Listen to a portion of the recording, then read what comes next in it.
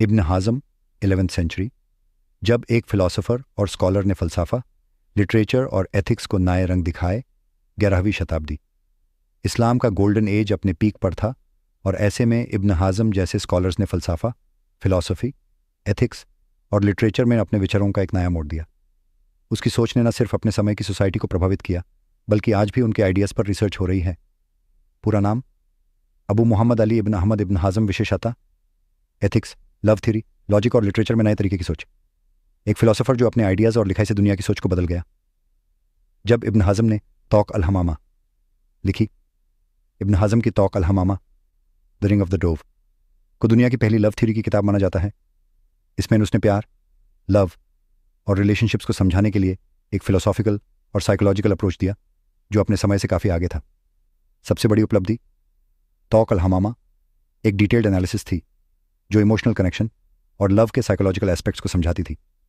उसने लव को न सिर्फ एक फीलिंग बल्कि एक इंटेलेक्चुअल और स्पिरिचुअल प्रोसेस भी माना।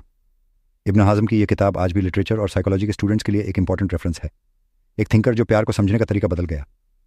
जब उसने अल्फिसाल फ़ी अल-मिलाल वल अहवा वल निहाल लिखा, अल्फिसाल फ़ी अल-मिलाल वल अहवा वल निहाल, the book of separation of the sects, एक और महत्वपूर्ण काम था जिसमें इब्न हाज़म ने रिलीजियस बिलीफ्स और सेक्ट्स के बीच डिफरेंसेस को लॉजिकली और सिस्टमैटिकली एक्सप्लेन किया।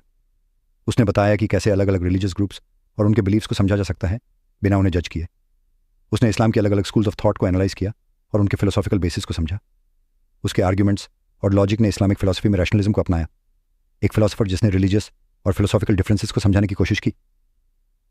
दुनिया पर इब्न हाज़म का प्रभाव: उसकी लव थ्योरी ने यूरोपियन और अरबिक लिटरेचर को डीपली इन्फ्लुएंस किया। इब्न हाज़म के काम ने लॉजिक और रीजनिंग को रिलीजन और एथिक्स के कॉन्टेक्स्ट में इंटीग्रेट किया। उसकी राइटिंग्स को लेटर इस्लामिक और वेस्टर्न स्कॉलर्स ने एक्सटेंसिवली स्टडी किया। जब एक व्यक्ति ने फिलोसफी को इमोशन से जोड़ा, इब्न हाज़म सिर्फ एक फ़िलासफ़र नहीं बल्कि एक इमोशनल स्कॉलर भी था। उसने सिद्ध कर दिया कि लव और रिलेशनशिप्स को समझने के लिए सिर्फ इंटेलेक्चुअल एनालिसिस नहीं, उनके इमोशनल और साइकोलॉजिकल एस्पेक्ट्स को भी समझना ज़रूरी है। उसने कहा था, प्यार एक दाढ़ और खुशी का मिलाजुला है, जिसे समझना है तो अपने दिल की सुनो, न कि सिर्फ दिमाग का। इब्न हाज़म, एक नाम जिसने लव, एथिक्स और फिलोसफी को एक नई रोशनी में दिखाया।